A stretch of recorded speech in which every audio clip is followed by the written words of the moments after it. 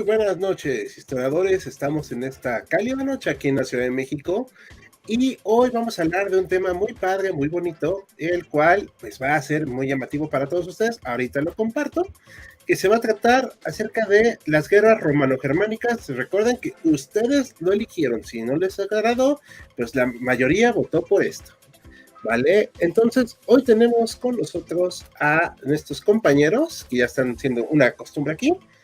Está, bueno, un servidor, Bruno de Gante, que se encuentra bajito. Buenas noches. Joaquín. Hola a todos. Y Maximiliano. Saludos, buenas noches. Pues sí, muy buenas noches a todos. Entonces, yo solo voy a moderar, porque yo no tengo ni idea de estos temas, pero esperamos que les agrade. Y pues, vamos a empezar a hablar de este tema. Ahorita todavía no tenemos saludos, pero recuerden que pueden dejar sus comentarios. Una cosa más, pueden suscribirse a nuestro canal y darnos una módica cantidad de dinero para tener emojis, insignias y apoyarnos a seguir creando contenido. Y recuerden que este sábado tenemos nuevo video bélico y lunes y viernes tenemos shorts y también tenemos Patreons. Y en HC Historiando Contigo haremos videos culturales.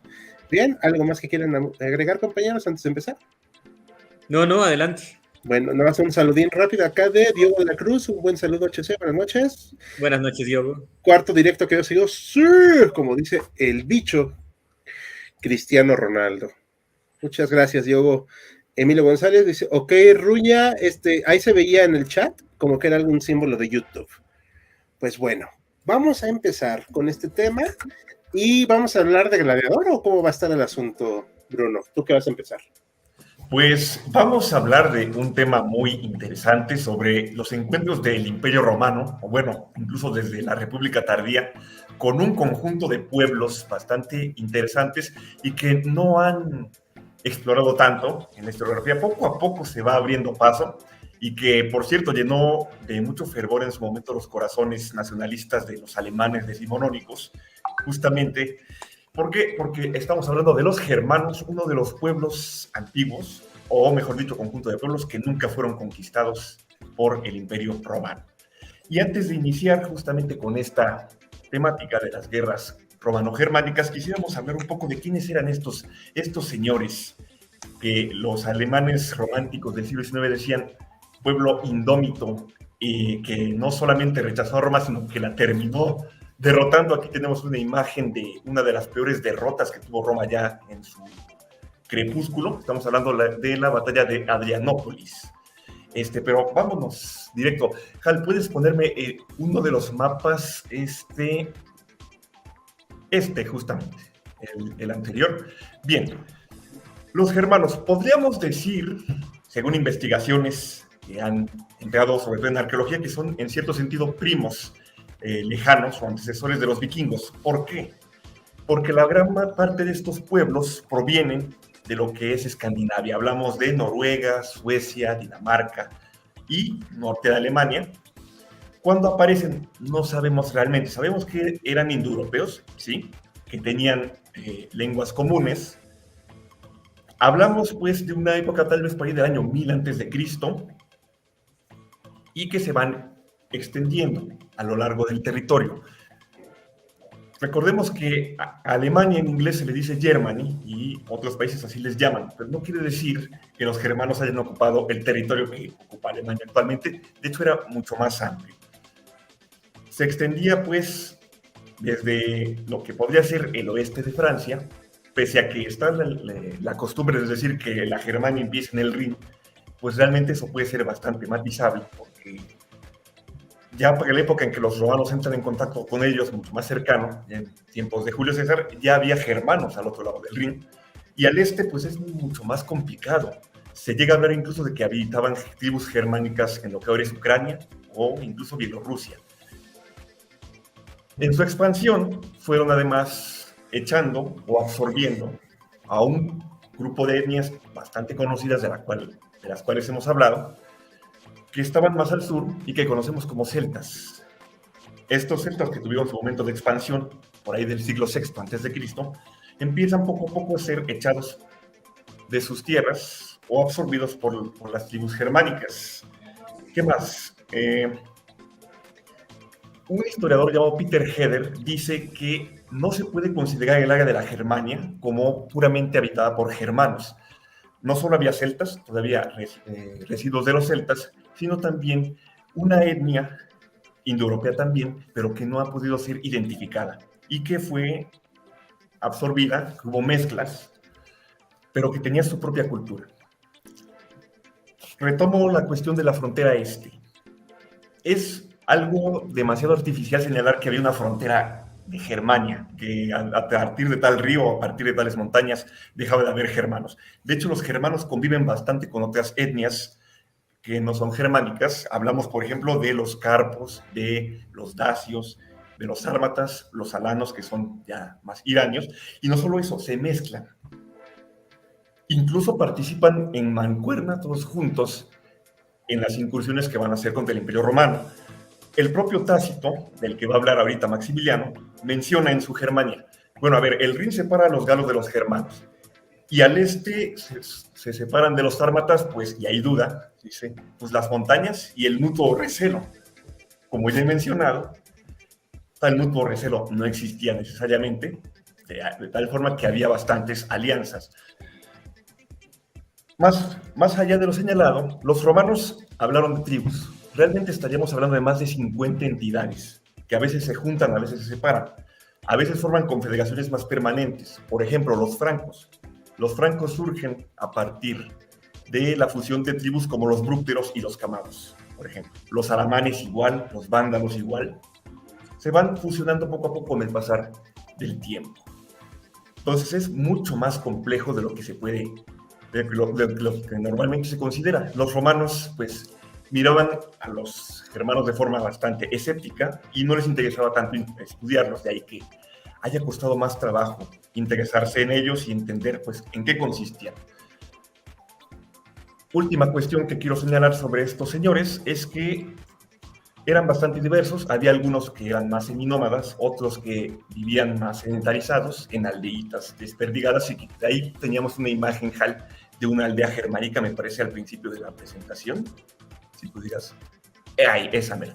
Esta es un ejemplo de una aldea germánica de principios del siglo I después de Cristo, donde pues viven desperdigados. A veces se unen para saquear otros territorios germánicos y a veces se unen para cruzar el Rin, que se vuelve cada vez más frontera romana. Muchos viven del pastoreo y se habla de que había una cultura ahí, la llamada cultura de Jastorf. Hal, ¿tienes por ahí el mapa de la cultura de Jastorf? Es ese mero. Justamente podemos ver en el área roja la cultura de Jastorf, en lo que es el sur de Dinamarca, el norte de Alemania, donde se desarrolló una edad del hierro tardía. Y al sur están los celtas, la cultura de la Atene y la cultura de Hallstatt. No son excluyentes, ambas, como señalaba, se influyen mutuamente.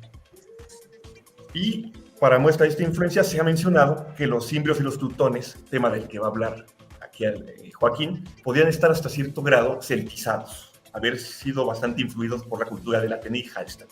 Pero ahí podrá confirmarme o refutarme el compañero. Básicamente esto era lo que quería comentar, esta pequeña introducción, semblanza sobre los germanos. Muy bien. Antes de pasar con Max, ¿les parece que hagamos unas preguntillas o comentarios? Porque ya saben que luego se nos acumulan. El prusiano XZ nos manda a decir, hola, mi estimado. Antonio González igual nos manda saludos con unas banderitas de México. Sí, todos somos mexicanos.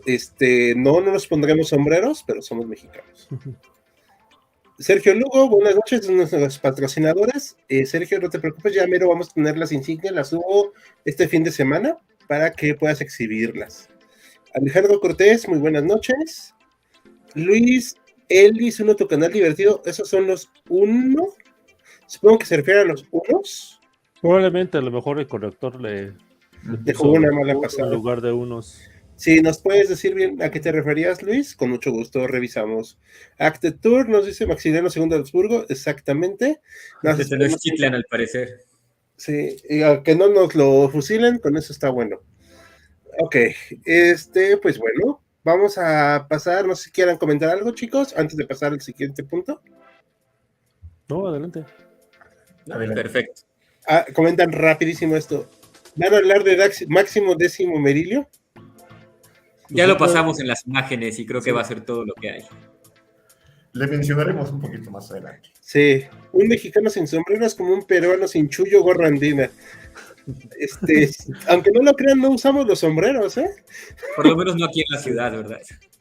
Y en varios lados, la verdad. A donde he ido, no, no lo usan. Y yo tampoco los he visto. Las aldeas que Presentaron. presentaron eran los vikingos. ¿Cómo es esto correcto?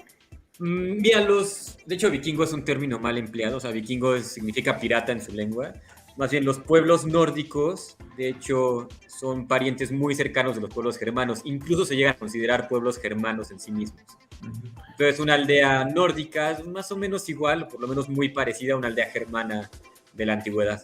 Ok, muy bien, pues pasaremos entonces ya, si no hay de comentarios, más adelante los veremos. Vamos a pasar con Maximiliano, que nos va a hablar del tema similar, ¿verdad? Correcto, continúo con el tema que nos presentó pues también Bruno. Y vamos a empezar con lo que es Roma. O sea, sabemos que los germanos pues, no tienen un sistema de escritura, por lo menos no algo que haya llegado hasta nuestros días, no de esa época. Pero si un pueblo ha sido bueno para estudiar a sus enemigos y hacer que trasciendan en la historia, sin duda han sido los romanos. Entonces, pues, sabemos, por ejemplo, que César estudia a los galos durante la Guerra de las Galias. Sabemos que Ammiano Marcelino estudia a los hunos y posteriormente escribe su tratado. Y en caso de los germanos no va a ser la excepción. De hecho, tenemos este famosísimo caso de Tácito. Tenemos por ahí una imagen, Hal, no sé si la puedas compartir. Que Tácito en este caso va a ser quien nos hable principalmente sobre los germanos, a quienes van a llamar también los godos, y bueno, tienen un gran número de nombres, como nos estaba diciendo Bruno, tiene toda la razón. Bueno, son diferentes pueblos, ¿no? Están los ostrogodos, los visigodos, los alanos, los hermiones, los suevos, los vándalos, los longobardos y un muy, pero muy largo etcétera. Y algo muy curioso es que tanto en la antigüedad como hasta nuestros días se toma el nombre de un solo pueblo y con eso se le da el nombre como a todo el país o toda la región. Por ejemplo, en inglés que les llaman Germany, igual que en español Alemania o la Germania, tiene que ver con uno de los pueblos, más no con todos. Y entre ellos, aunque se parecían, eran más o menos similares, no eran del todo iguales. Algunos eran, por ejemplo, seminómadas, otros se asentaban un poquito más, otros menos. Tácito es muy gracioso al describir todo esto, porque nos va describiendo algunos rasgos físicos o características de su vestuario que nos permiten identificar a uno y a otro. Por ejemplo, en un caso nos dice, bueno, este pueblo en específico se peinan de lado y se colocan un moño. Entonces, el moño si es azul, podemos saber que pertenecen a X o Y pueblo germano. Algunos son un poco más aguerridos, otros están haciendo pactos con Roma y otros se niegan rotundamente. Algo que sabemos sobre ellos es que su dios, van a tener varios dioses a lo largo de la época, pero en el tiempo de Tácito y en el tiempo del imperio que está apenas comenzando, su dios principal va a ser Tuistón, así como suena, Tuistón. No es un dios muy común, o sea, no lo ubicamos tanto como sería un Zeus, como sería un Odín, o incluso un Júpiter, pero bueno, sabemos que lo tenían bien identificado ellos, y de acuerdo con el mismo Tácito, su religión era bastante simple, ¿no? Incluso más simple que la de, por ejemplo, los galos o la de otros pueblos, porque de acuerdo con Tácito, solo adoran lo que pueden ver. O sea, ven el sol, hay un dios del sol, ven el cielo, hay un dios del cielo, pero más allá no se detienen a pensarlo, no se detienen a ver como qué más puede haber, no filosofan mucho en este sentido. Vamos a ver también que el tema de la guerra es algo pues, muy importante para ellos, de verdad muy importante.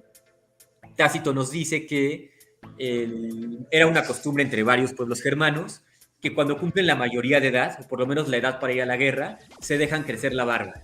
Tanto la barba como el bigote, el vello facial, y se colocan un anillo de hierro, que es tomado así como algo vergonzoso, como algo mal visto. Y ahí el pacto, el tratado, la costumbre, es no cortarse la barba, no afeitarse y no quitarse el anillo hasta que hayan asesinado a alguien en la batalla. O sea, mientras no hagan eso, son tomados así como un ciudadano de segunda, o sea, no han cumplido con su deber como germano.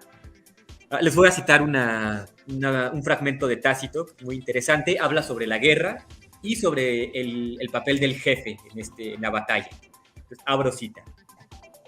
En el campo de batalla es vergonzoso para el jefe verse superado en valor, y es vergonzoso para la comitiva no igualar el valor de su jefe. Pero lo infame y deshonroso para toda la ida es haberse retirado de la batalla sobreviviendo al propio jefe. El principal deber de fidelidad consiste en defender a aquel, protegerlo y añadir a su gloria las propias gestas. Los jefes luchan por la victoria, sus compañeros por el jefe. Fin de la cita. Pues podemos ver que el jefe pues, tiene un papel fundamental, sobre todo en cuanto a la guerra, no tanto en la religión, no tanto en este sistema como en las creencias espirituales, pero total y completamente en lo bélico. O sea, el jefe tiene que esforzarse más que todos, de hecho lo elegían entre los mejores guerreros, y su misión es pelear mejor que todos, mientras que la misión de quienes lo acompañan es pelear igual que él y protegerlo a toda costa. En caso de que alguien se retire mientras el jefe sigue vivo, pues es algo más deshonroso que puede cometer un germano. Un poco más adelante nos dice, y abro cita, les parece de apocados y cobardes adquirir con sudor lo que puede lograrse con sangre. Fin de la cita. Pues aquí nos dicen que pues, no eran así como que muy civilizados en ese sentido, no les gustaba la diplomacia y preferían pelear. Para todo era la guerra, lo bélico, y así como conseguían todo lo que se pudiera. Y finalmente nos deja por acá, bueno, la cita ya se las había compartido sobre la barba, no se la cortan hasta que hayan capturado a alguien, bueno, asesinado a alguien en la guerra.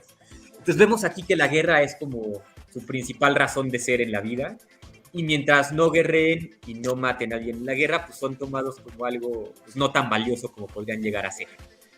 Para saber, bueno, no nos queda del todo claro por qué Tácito escribe sobre los germanos, ¿no? Se tienen algunas teorías, y por ejemplo una de ellas, que me parece de las más interesantes, es que habla de los germanos, que son los principales enemigos de los romanos en ese entonces, para exaltar su civilización, digamos, primitiva, digamos, más básica que la de los romanos, de acuerdo con ellos mismos, pero exaltando que no son corruptos y que su civilización es más pura. Mientras que la de los romanos, por mucho imperio y por muchas leyes que tuvieran, pues era ya algo corrupto y algo que había que corregir. O sea, admiraba a los germanos en este sentido. Por otro lado, se cree que está justificando, tal vez de cierta forma, a Trajano, que él está en una campaña en contra de los germanos cuando lo declaran emperador. Y él no regresa inmediatamente a retomar su título, sino que se queda a continuar la campaña y después de eso ya regresa a lo que sería Roma para ahora sí reclamar su título de emperador. No sé hasta aquí si tengamos alguna duda, comentario. No, pues justamente recalcar esa cultura guerrera que mencionabas, Maximiliano, en la que incluso también las mujeres germanas tenían bastante papel. Por ejemplo, se sabe que en las batallas las mujeres, si no es que participaban, que también se sabe que llegaron a empuñar las lanzas, que era el arma más común, porque la espada era más de la nobleza, carajera. En plena batalla ponían los carros con los utensilios y estorbaban la huida a sus esposos y decían, vuélvete al campo de batalla, aquí no vamos a dejar que nos humille el enemigo, ¿o qué? ¿Vas a ser cobarde?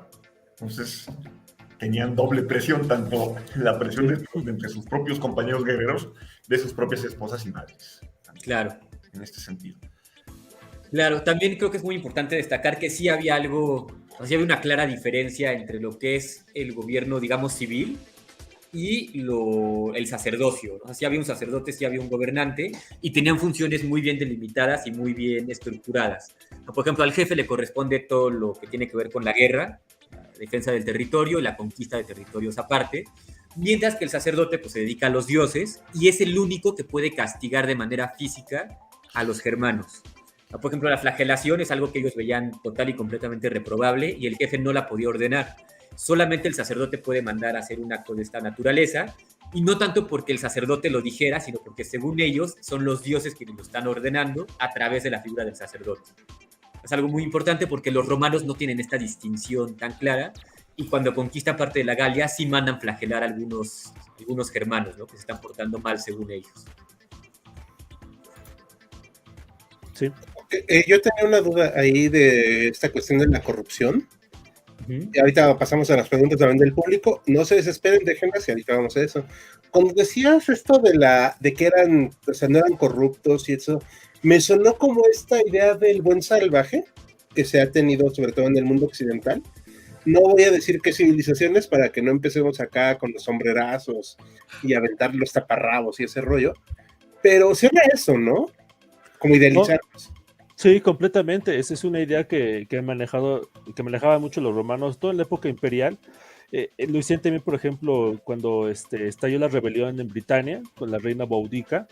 Hicieron mucha Tácito, justamente fue también quien escribió una obra sobre ese incidente, ¿no? Ensalzaba justamente las virtudes como que heroicas o de mujer admirable justamente que tenía la reina que se había rebelado contra los propios romanos. O sea, había justamente esa idea de ensalzar como que esa necesidad del bárbaro simple, por así decirlo, del bárbaro sencillo. O sea, tal vez simple no es la palabra adecuada, pero del bárbaro sencillo, ¿no? Que no sea contaminado por las inmoralidades de las luchas pues, internas que hay en la política romana. Ahorita que pasemos justamente algunos episodios en particular, pues ahora sí que las luchas políticas que hay entre los distintos senadores romanos, entre los distintos políticos, son tremendas. Ahora, hay que aclararlo, es un prejuicio en cierta manera, porque entre los propios germanos, y también lo vamos a ver, también había sombrerazos, por así decirlo. Claro. Sí, pues se daban sus trancazos, ¿no? Sus cocolazos ellos. Sí, de hecho, entre ellos mismos se dice que se tenían miedo y estaban en constante guerra, ¿no? En constante estado de batalla. Ok, pasamos a unas preguntas del público. Adelante. A ver, generalizado el sombrero por parte de los estadounidenses, el sombrero mexicano. Pues sí, se vuelve un cliché. A punto, bueno, sí ya. ¿Cómo fueron las incursiones escandinavas sobre las tierras germanas de Roma? Hasta donde yo sé, eso no sucede. O sea, los escandinavos empiezan a movilizarse ya en la Edad Media, ya que Roma cayó y ya que están... Bueno, hay una teoría de que los godos vienen justamente del sur de Suecia. Sí. Pero obviamente no es que bajan de Suecia y al año siguiente ya están entrando en territorio romano. O sea, es un proceso que lleva décadas. Sí, no es que hasta más. No sé si se estará refiriendo a estas incursiones sajonas, Maximiliano y Joaquín, que hubo ya en siglo III después de Cristo, piratería sajona en la Sorda del norte de la Galia. Ya ven que los sajones estaban En asentados. Inglaterra. Sí, también. Puede ser, sí. Sí, porque los sajones venían de Dinamarca o venían de los cortes de Noruega. Están en Dinamarca y el norte de Alemania, o sea, lo que es Frisia. Dinamarca es Escandinavia. Correcto. Pasamos a la siguiente. Sí, pregunta. ¿La conquista de los pueblos germanos fue por interés en recursos para pacificar la zona? O sea, como para llevar democracia y libertad a Germania. No, bueno, recursos no había. Bueno, sí había, pero nada demasiado interesante, por así decirlo. Por lo menos Sí, exactamente. Algo muy preciado era el ámbar, pero así para que los romanos internaran en esos bosques. Todos por ámbar. Era más la búsqueda de una frontera segura. Totalmente de acuerdo. Por un lado, sí. Sí, estoy de acuerdo con Joaquín. Y además los romanos tenían como esta idea de que tenían la misión de civilizar el mundo, ¿no? Y para ellos civilizar es romanizar. O sea, que hablen latín, que adoren a Júpiter, que reconozcan el derecho romano. Que vivan en ciudades. Iban a extender hasta donde pudieran. Perfecto. ¿Los germanos eran muy belicosos según los romanos? Sí, bueno. Pues sí, al 100%. Pues mira, no sé, pero hay una película muy buena que se llama Gladiador y pues empezó, digo, para retomar la imagen y que no quede sin usarse, que pues empieza literal, ¿no? Con los trancazos a los germanos, o sea... Así es. Bueno, es que eso de que los germanos eran muy belicosos aplica para los germanos, aplica para los celtas, para los romanos, para los hispanos, para todo pueblo. Sí, exactamente. Nadie se salva. Sí, exactamente. La guerra es algo natural a las sociedades humanas. Ahora sí es muy interesante esto que mencionan porque sí es cierto, o sea, la película de Gladiador comienza con una guerra contra los germanos. Y si no mal recuerdo, el emperador le dice a Máximo algo así como, ¿cómo van a recordar, no? Como el sabio, como el tirano, etc. Y si no mal recuerdo, es recordado, o sea, su apodo es Marco Aurelio el Germánico, ¿no? O sea, el que pelea contra los germanos. Así como está el Escipión el Africano, Claudio Gótico, etc. Pues Marco Aurelio es Sí, de hecho hay muchos generales, sobre todo ya en la época del Imperio, que usan el título de germánico. Sí, fue muy constante la guerra en contra de los germanos, ¿no? Sí. No sé si quieran comentar algo más, chicos. Sí, solamente rapidísimo, Hal, ¿tienes por ahí un mapa sobre la distribución de las tribus germánicas? Quería rapidísimo presentar. Ese, ¿no? El anterior. Sí, solamente para mostrar que además lo que venía exponiendo, de que en el espacio al este del Rin y al norte del Danubio, no es que todo el mundo sea germánico. Como pueden ver en la imagen, hay varios espacios, o sea, las tribus no están todas pegadas entre sí. Y en esos espacios podían vivir otras etnias, podían ser celtas, o esta etnia desconocida que les mencionaba, o incluso eslavos, que también tendrán sus contactos. Básicamente, eso era Sí. que queríamos señalar. Perfecto. Comenta aquí Actatur. Era en sí, si los romanos querían pacificar sus fronteras, ¿por qué no avasallaron los pueblos fronterizos o las tribus para garantizar la paz en sus fronteras? Pues, No, pues de hecho lo hicieron. uh-huh. Digo, no avasallar como en el sentido medieval de la palabra, pero sí se romanizó hasta cierto punto y se les daban privilegios, ¿no? Como a los generales, a los nobles, les damos la ciudadanía romana y esperamos que pacifiquen la frontera y que nos defiendan en caso de ataques, ¿no? Externos. Ciertamente Germán es una de esas excepciones y ahorita vamos a ver por qué. Ok, muy bien. ¿Algo más que quieran comentar, chicos? Por el momento no. Bueno, otra duda que me surge. Entonces, bueno, a mí me enseñaron así, que siempre era esta cuestión de que había, pues, ¿cómo decirlo? No peregrinaciones, sino movilizaciones de población, ¿no? O sea, migraciones constantes. ¿Por eso se daban los choques? ¿O eran campañas también? ¿O era un poco de ambas? Tiene demasiadas causas este movimiento. Todos hemos escuchado cuando hablamos de las civilizaciones antiguas hablar de los indoeuropeos o proto-indoeuropeos, ¿no? Y de hecho es muy interesante ese tema porque se cree, bueno, muchos historiadores, gente que estudia la prehistoria, habla sobre oleadas. O sea, llegan diferentes pueblos de origen indoeuropeo a lo que hoy en día es Europa. Y es muy interesante desde el punto de vista religioso, por ejemplo, porque se sabe que ya había civilizaciones ahí antes de los indoeuropeos, que eran civilizaciones agrícolas, ya habían abrazado la agricultura, y por lo tanto tenían no dioses, sino diosas de, o sea, la madre tierra, por ejemplo, porque se relaciona la fertilidad de la mujer con la fertilidad de la tierra. Y estos indoeuropeos que van a ser nómadas total y completamente, son guerreros, son conquistadores, y sus dioses van a ser masculinos, como el dios del cielo, que los guía durante la noche, ¿no? Cuando ellos se van moviendo a través de las estrellas o a través del sol. Entonces, los indoeuropeos van a llegar, van a conquistar a todos estos pueblos que se ven asentados en lo que hoy en día sería Francia, Alemania, Italia, incluso Grecia, y van a tener este choque cultural que se va a ver a través de la religión. Por ejemplo, van a llegar los dioses masculinos y van a tener esta hierogamia, o sea, este matrimonio sagrado con las diosas femeninas que ya había ahí. O sea, de esta manera van a surgir los matrimonios como Zeus y Hera, como Odín y Freya, como Júpiter y Juno, etc. O sea, va a ser esta, como la diosa de la tierra, la diosa de la fertilidad, con el dios de la guerra, el dios, digamos, el masculino, el líder de los ejércitos. Es algo muy interesante. Y estas oleadas pues van a continuar durante siglos y siglos y siglos. Ahora, como bien decía Bruno, pues no solamente es esto, ¿no? También van a haber intereses políticos, intereses militares, y va a haber este constante choque entre lo que sería más o menos Oriente, el Oriente, digamos, no civilizado, y Occidente. No sé si quieren agregar algo ahí. Sí, rapidísimo, abonando a la pregunta de Hal, que igual emplearemos, yo diría que son las dos, tanto migración como incursiones de saqueo. Y es que pues, viajemos 2000 años en la historia, a lo que ahora es Alemania y Polonia, también y Ucrania, Dinamarca. Son ecosistemas que tienden a ser un poco duros o bastante duros en esa época, no pueden sostener tanta población. Entonces la gente tiene que emigrar. De hecho, como mencionaba Joaquín, esta teoría del movimiento de los godos que rescata este cronista Giordani, que habla de Escandinavia justamente como un semillero de pueblos, es que cuando se acaba un recurso, las tribus compiten entre sí y los que pierden se tienen que mover. Entonces va haciendo ese desplazamiento. Pero resulta que si llegas a una tierra que ya está ocupada y los recién llegados son más fuertes, expulsan a los que estaban antes y los expulsados a su vez se mueven hacia otras tierras. Es una especie de efecto dominó. Eso podría explicar algunas de las guerras que vamos a tener. Lo vamos a ver un poco más adelante.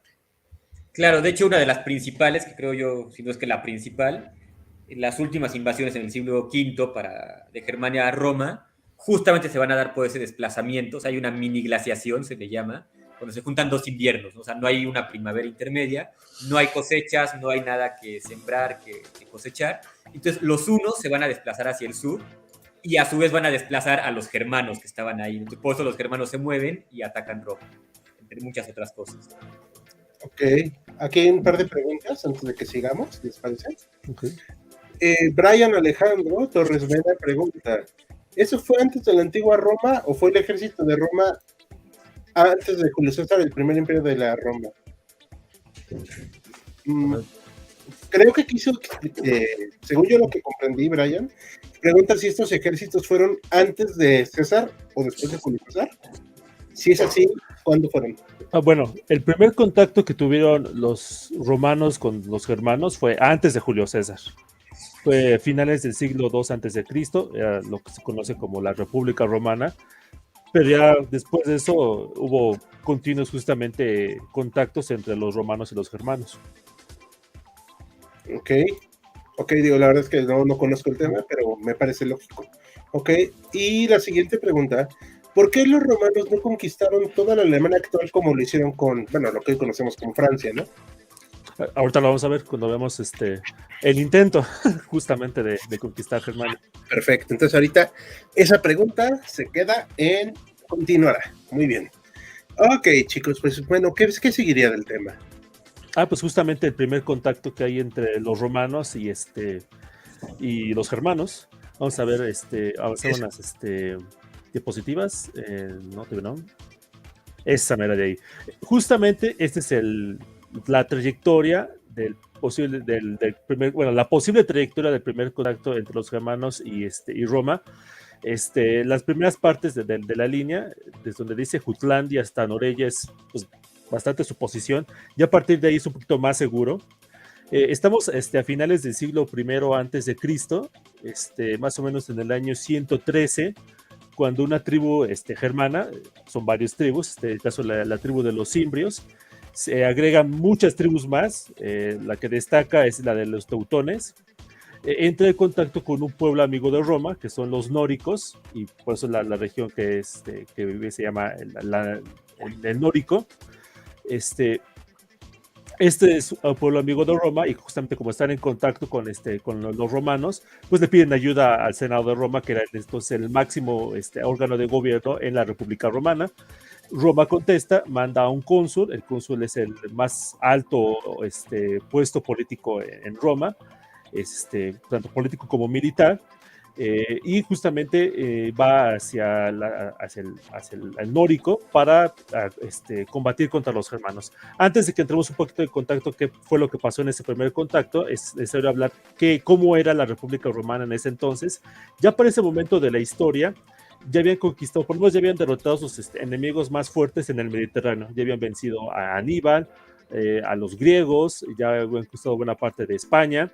Estaban ya en un pie en lo que es el oeste de Turquía actualmente, es el punto más lejano al que habían llegado justamente los romanos en este primer momento. Parecía en este primer momento, ya incluso ya algunos llamaban al Mediterráneo nuestro mar, el Mare Nostrum. Parecía que ya iban, así como dicen, en caballo de hacienda. Sin embargo, había un pequeño problema. El pilar fundamental justamente de la expansión romana era el ejército. Vamos a ver la siguiente imagen. Justamente es una imagen de estos ejércitos republicanos. Como pueden ver, están un poco de todo morocho. Algunos van con lanza, otros utilizan espada, unos están más armados que los otros. Esta razón, la causa de esto es porque cada soldado se armaba como podía. Eran campesinos, la economía pues no solamente de Roma, sino básicamente de la antigüedad, la Edad Media y siglos posteriores era agrícola. Entonces eran en su mayor parte campesinos, más o menos con ciertos recursos, y que justamente la guerra. El problema era de que, que si estás peleando la guerra a 5,000, bueno, no 5,000, pero sí a muchos kilómetros de distancia de tu hogar, pues no tienes oportunidad de trabajar tu tierra. Si no trabajas tu tierra, esta tierra pues deja de ser productiva y te vuelves más pobre. Si te vuelves pobre, ya no puedes ser soldado. Entonces, lo que hay es una especie de círculo vicioso que está empezando a afectar justamente a la República Romana. Ya las tropas que en ese momento están luchando contra los germanos están ya en un muy mal momento. Vamos a regresar a la diapositiva anterior, la del mapa. Justamente en la batalla de Noreia, el cónsul, el que habían enviado, Papiro Carbón, había conseguido la paz con los germanos, pero él pues, quería más, ¿no? Quería la gloria del triunfo militar contra un pueblo invasor, extranjero, medio exótico, y decide atacarlos a traición. Spoiler, es un fracaso total. Los germanos acaban con el ejército romano y apenas se salvan porque aparece una tormenta que pues, milagrosamente salva a una parte del ejército romano. Después de eso, los germanos empiezan a caminar por buena parte del territorio del norte de Europa. Aquí podemos ver las flechas de la línea en la trayectoria más o menos que toman. Los romanos sufren muchas derrotas, posiblemente la más importante de ellas fue en Araucio. Aquí pueden ver más o menos lo que es el sur de Francia. Habían enviado 2 ejércitos consulares al mando cada uno de un cónsul, pero los 2 cónsules se odiaban entre sí, o sea, se caían gordos, no se aguantaban el uno al otro, y pues esto terminó afectando obviamente, uno decidió atacar antes que el otro, fue un desastre, el otro intentó ayudar, y fue otro desastre. Se cree que de aproximadamente 80,000 legionarios romanos que habían luchado en esa batalla, apenas unos miles lograron sobrevivir a el desastre que fue esta batalla. Fue pues, obviamente algo terrible que no podían, así que tenía que sobrevivir. La razón por la cual Roma no cayó ese mismo año fue de que los germanos no tenían aparentemente una estrategia muy definida sobre qué seguir. Se metieron justamente en lo que ahorita es España. Ahí estuvieron más o menos guerreando un rato y después de unos años decidieron regresar. Para ese momento, Roma pues, había llamado a su mejor general. Vamos a avanzar algunas diapositivas. Justamente aquí está una imagen del busto de Mario, que en ese momento era el general más exitoso que tenía Roma. Había resuelto una guerra pues, problemática que había tenido Roma en África en ese momento. Pero Mario se encontró con el problema de que pues, ya no había soldados, porque pues todos los campesinos pues, ya no tenían justamente los recursos para poder tener el armamento necesario para luchar contra el invasor. Entonces tomó una decisión radical. Él lo que dijo, pues saben qué, pues no me importa de que no tengan con qué armarse, yo los voy a armar. Vamos a ver la próxima imagen. Esta es justamente una imagen de cómo fue el ejército romano a partir de ese momento. Ya como la armadura ya se las daba justamente el Estado romano, o Mario en este caso, pues ya eran más o menos iguales. Eran en su mayoría gente del proletariado urbano y del proletariado rural, o sea, gente que no tenía tierras, que literalmente lo único que tenía era a su familia, a su prole, de ahí viene la palabra proletariado. Entonces, se les prometía justamente una pequeña recompensa, se les daba un salario y se decía, bueno, si luchas para el Estado romano durante cierto tiempo, al final te vamos a dar una parcela de tierra para que puedas retirarte tú y tu familia. Eso, pues, hizo que mucha gente se enlistara, pero también hizo de que pues mucha gente estuviera muy ligada justamente ya no al Estado romano, ya no al Senado, sino al general, que en este caso el general es justamente Mario. Mario prepara sus tropas para evitar la inevitable contacto contra los germanos nuevamente. Estos se deciden dividirse en 2. Aquí justamente podemos ver una imagen de cómo era un legionario. Podemos ver en esta imagen, en la imagen de la izquierda, que está cargando una gran cantidad pues sí que de alimentos, de municiones, de la ropa propiamente que llevan. Iban tan cargados que se les empezó a llamar las mulas, porque pues, literalmente cargaban como mulas. Y eso fue una de las innovaciones de la época. Y del lado derecho podemos ver un águila, que era la insignia que le dio Mario a cada una de las legiones, que se volvió muy importante como un símbolo de honor, pues entre todos los miembros de la legión. Esta es obviamente una reconstrucción moderna, de cómo pudo haber sido un águila romana. La siguiente imagen, por favor. Justamente el primer grupo con el que entraron en contacto fueron los teutones, que ellos tenían como que esta idea de entrar, así que luego por el sur de Francia. Después de varios conflictos en el que no entraron en una lucha concreta, Mario se dedicó a buscar el mejor lugar para luchar contra los germanos y los venció en esta batalla que se llama Aquae Sextiae, en una ciudad llamada Aquae Sextiae, por eso se le dio ese nombre, y fue una victoria completa para los romanos, algo que no había pasado en muchos años. Aquí justamente pongan un poquito de atención en la imagen, aquí se puede ver una representaciones de cómo incluso las mujeres están pues matando a sus hijos y finalmente matándose a sí mismas. Es una imagen que se repite muy a menudo cuando se combate sobre todo contra tribus germanas, incluso contra tribus celtas, de cómo con una batalla ya la situación está desesperada, que parece que todo está perdido, pues las mujeres acompañan justamente en el proceso de darse fin a sus vidas lo más rápido posible, ¿no? Lo que llamamos justamente un suicidio generalizado, por así decirlo. Sin embargo, todavía queda otra parte importante de las tribus germanas, las comandadas por los ciprios, que básicamente tenían el plan de rodear los Alpes y entrar por el otro lado. Aquí podemos ver vamos a regresar un poquito al mapa para que nos quede un poquito más claro. Aquí. Justamente podemos ver Aquae Sextiae y Vercelas, que son las dos batallas en las que los romanos logran vencer a los germanos. Pues básicamente lo que hicieron la segunda tribu fue darle la vuelta a los Alpes, esas montañas gigantescas que separan a Italia del norte de Europa, para poder entrar, y finalmente lograron entrar en contacto. Se cuenta que los cimbrios no sabían qué les había pasado a sus compañeros, a los teutones, y nada más llegaron con Mario y dijeron, ¿saben qué? Lo único que queremos son tierras para poder asentarnos y vivir en paz. Y que Mario les dijo, sí, claro, no se preocupen, les vamos a dar las mismas tierras que sus hermanos teutones. O sea, básicamente se refería a la tierra que cubría sus tumbas. Los cimbrios cacharon la indirecta y así se enteraron más o menos de qué fue lo que les había pasado a sus compañeros, pero aunque eso les dio mayor furia para luchar, no sirvió. Las tropas romanas ya eran mejoradas en ese sentido y lograron vencer a los germanos en esa batalla de Vercelas, que está más o menos por donde está el río Po. Vamos a avanzar un poquito las imágenes. Aquí podemos ver una representación, obviamente es una representación muy moderna de cómo fue la batalla de Vercelas. Más adelante, en la siguiente diapositiva, vamos a ver una imagen de cómo los soldados romanos están justamente levantando en hombros a Mario, como el gran vencedor de los germanos. Al vencer, al salvar en ese sentido Mario a Roma de la amenaza germana, o sea, fue tan grande la hazaña que logró Mario en esa época que se le dio el título del tercer fundador de Roma, o sea, para que nos demos una idea del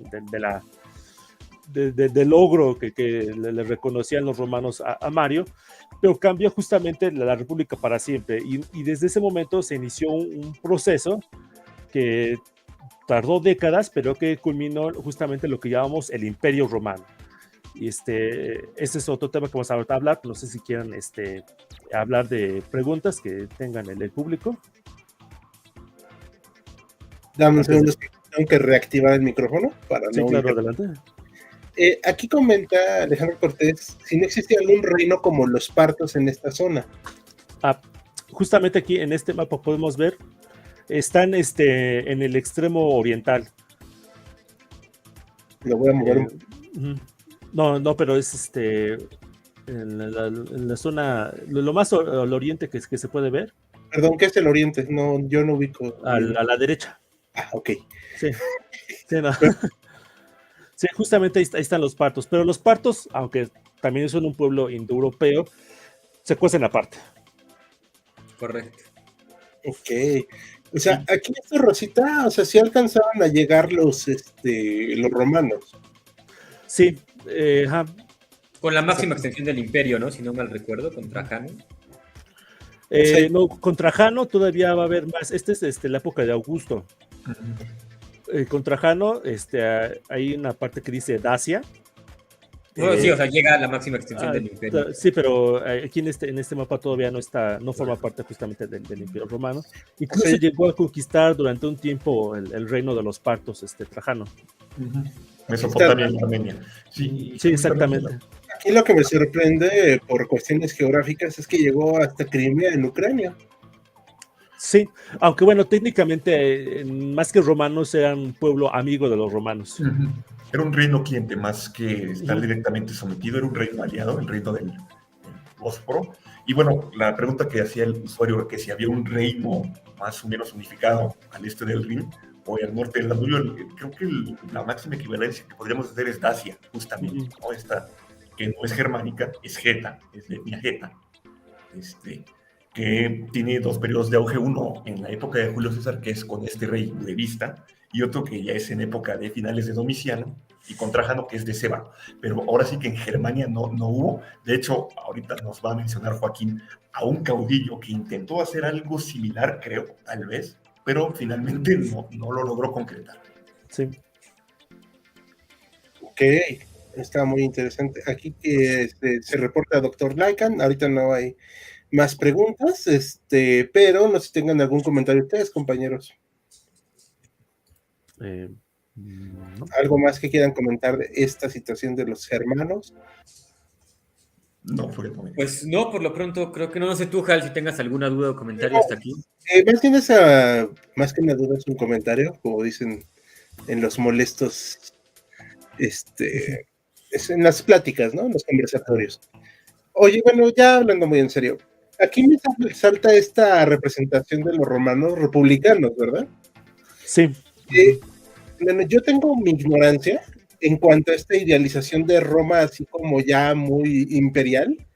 O sea, pero sí hay una diferencia hasta en la calidad, ¿no? Y el estilo de sus armaduras, sus escudos, todo. Sí. Por ejemplo, esa imagen que vimos al principio de la presentación de la película Gladiador. Ahí voy a poner. Ahí voy, y ahorita ya llegó. Sí, esas armaduras ya son del siglo I, o sea, ya estamos en la época imperial. Eran caras, precisamente por eso justamente fue hasta esa época que se empezó a usar ese tipo de armaduras. Y de hecho, pues duró más o menos 2-3 siglos con ese tipo de armaduras. Lo que sí se usaba mucho era lo que llamamos como cota de malla, que exactamente como aquí, este es un pueblo godo. Los godos también llegaron a usar cotas de mallas, sobre todo cuando entraron en contacto ya más adentro con la época romana, con el territorio romano, pero los propios romanos lo usaban con bastante frecuencia.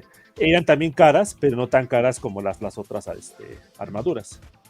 Perfecto. Creo que eso es muy importante lo que están diciendo ahorita. Por ejemplo, la armadura que lleva Máximo en la imagen es una lorica segmentata, ¿no? Que ya es como muy característica del Imperio Romano, ya homogeneizado, ya institucionalizado.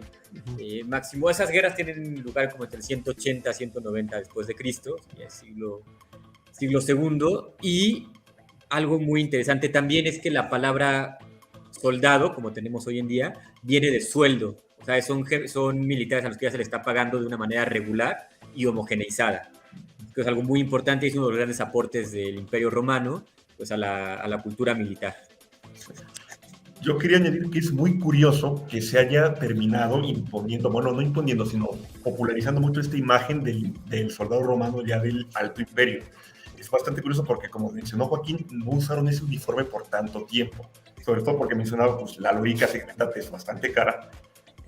Más bien, usaron más tiempo la cota de mallas, o la lorica esquamata, me parece que se llamaba, que la propia lorica segmentata.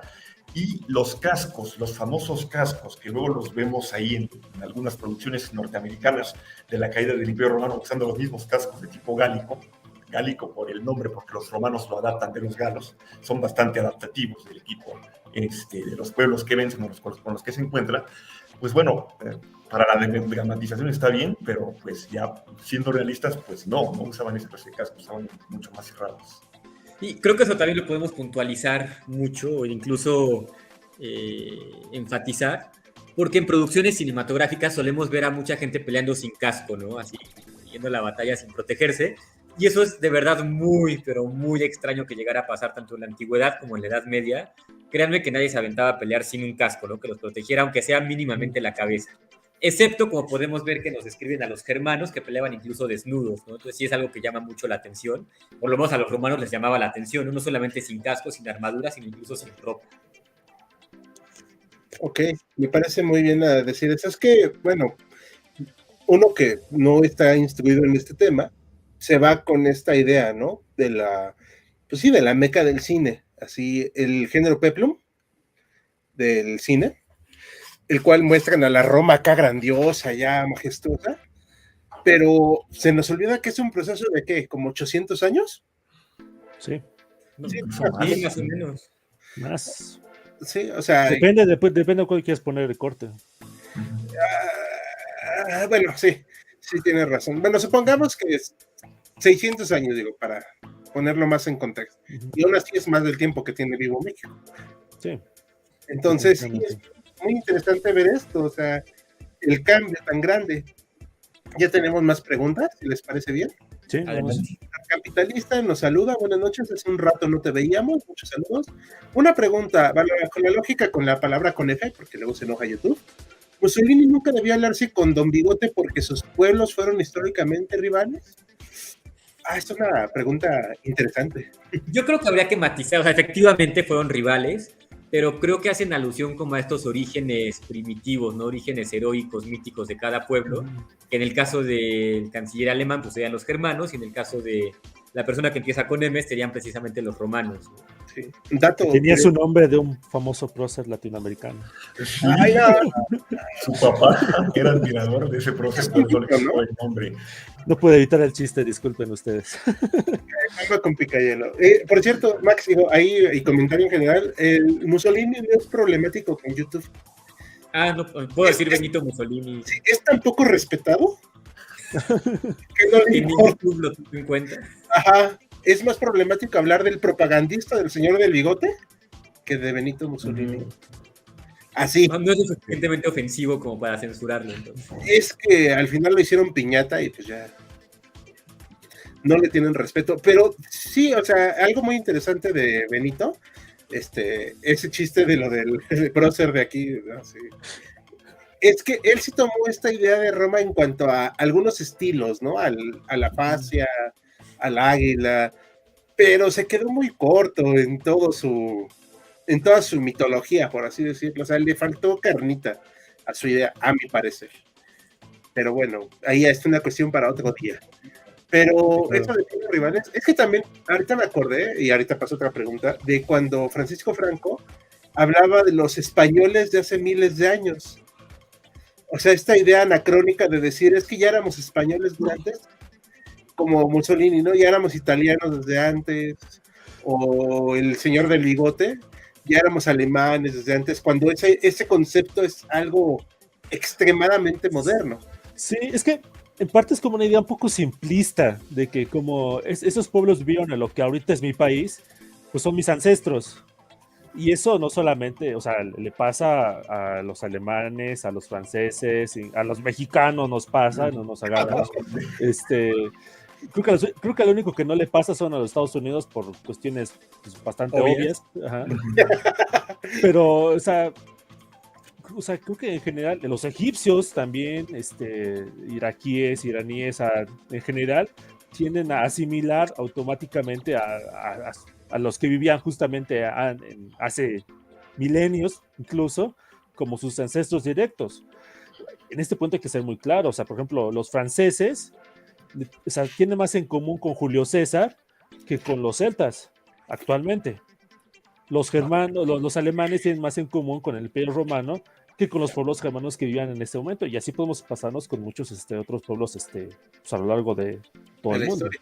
Y como un dato curioso, de hecho, el medievalismo, el estudio de la Edad Media, tiene un auge muy importante alrededor de la Segunda Guerra Mundial, ¿no? O sea, antes, durante y hasta un poco después, porque con estos nacionalismos todos los países europeos están buscando como sus raíces, ¿no? Los valores que hay que exaltar, los orígenes míticos de cada país, y empiezan a estudiar justamente esto, ¿no? Como a los germanos, a los romanos, cuándo empieza a existir como tal Francia, Alemania, Inglaterra, Irlanda, todo eso. voy a hacer un chiste malísimo y tienen derecho a darme pamba. Es como, o sea, me está diciendo que Hellboy es cierto. ¿Qué Hellboy? Ajá, la primera película. Ah, ¿Por qué? no ¿No capté el vieron? chiste. Ay, Dios mío, nadie la vio. Sí la vi, pero no entiendo. Cuando hacen sus estudios acá míticos del medievalismo y de los ancestros acá, de esta onda que tenía Adolfito, acá metafísica. Ah, ya. O sea, quitando la onda como mítico-religiosa, que de hecho no está tan mal, sí, de hecho sí. Sí, y como Indiana Jones, ¿no? Que también buscaban las reliquias de no sé cuál. Sí. Bueno, ahí Ya me fui. tenemos como la conspiranoia, pero sí, o sea, sí estaban buscando como de cuál es el origen de Alemania, ¿no? ¿Cuáles son los valores que hay que defender, que exaltar, que nos dan identidad, etcétera? Y pues casi todos, si no es que todos, se remiten a la Edad Media, a finales de la antigüedad tardía incluso. Sí, perdón por mi muy mal chiste, disculpen. O sea que antes de la época imperial, pregunta Alejandro Cortés, ¿el equipamiento romano era muy similar al de los pueblos bárbaros? Bueno, depende. Por ejemplo, en el caso de los germanos, no. Los germanos incluso había casos en que prácticamente desnudos combatían. Cuando hay mayor similitud entre los pueblos germanos y el ejército romano, ya es a finales de la época imperial. O sea, estamos hablando del siglo III, IV después de Cristo. Por ejemplo, esta imagen, si no me equivoco, es ya una imagen ya del siglo III o IV, en el que ya son muy parecidos los romanos y los germanos. Sí. Hay una teoría muy interesante, se llama la teoría de la revolución militar, que dice que cuando un pueblo desarrolla una nueva tecnología o estrategia bélica, los demás tienen que adaptarse o perecer. Y creo que eso lo vemos muy claramente en el tema de la antigüedad con Roma, porque efectivamente ellos pelean con los galos y de ellos toman la cota de malla, ¿no? Ellos no la conocían. Después, bueno, la adaptan ellos y los germanos van a tomar la cota de malla de los romanos. A poco van a ir conviviendo, van a ir adaptando ciertos métodos, ciertos artilugios usados para la guerra y los vamos a ver justamente como esta imagen, ¿no? Que nos muestra Joaquín. Exacto. De hecho, aplicándolo a términos muy modernos, o sea, en la Primera Guerra Mundial, ¿no? O sea, se aplicó la mecanización con los blindados y terminó siendo un gran determinante para cambiar el rumbo de la guerra. Pero bueno, pues, es muy interesante esa idea. Buenas noches, una pregunta. Dice Alex Villanueva. Hola, Alex. Durante las guerras contra los germanos, ¿los romanos tenían auxiliares de Germania? Sí. Ellos, cualquiera que estuviera dispuesto a servir en su ejército y fuera bueno, adentro. Los germanos en particular eran usados como unidad de caballería. Eran muy buenos jinetes. ¿En serio? Sí. Julio César los usa, de hecho en su campaña de las Galias varias veces también, sobre todo ya en la etapa ya de la última etapa contra Vercingetorix, los usa bastante. Y a lo largo de la historia se va a estar recurriendo a los germanos, va a haber casos de ciudadanos, de germanos que se nacionalizan romanos. Un nombre por ahí, Flavio Estilicón, es de los más conocidos, que ya en época del siglo V. Sí. Es correcto. Y de hecho, en tiempos ya de Atila, va a haber una confederación, ¿no? De romanos con muchos pueblos germanos que pelean en contra de los hunos y de otros germanos que se les salían. Ok. No sabía eso, la verdad. Sí, lo ponen como una batalla pues bastante épica, o sea, es como algo muy heroico, porque se alían, por ejemplo, los francos, los godos, los ostrogodos, con Roma para pelear contra los vándalos, los alamanes y los hunos, ¿no? Comandados por Atila. Mira, me vengo enterando. Acá, gracias Max, gracias a los tres. Teniendo lenguas tan distintas, pregunta Arcampitalista, ¿cómo era la comunicación entre Roma y los germanos? Es muy buena pregunta. Había intérpretes, había justamente personas que pasaban de una frontera a otra, una frontera un poco entre comillas, y que habían aprendido justamente ambas lenguas. Esos eran los que ayudaban justamente a la comunicación entre los distintos pueblos.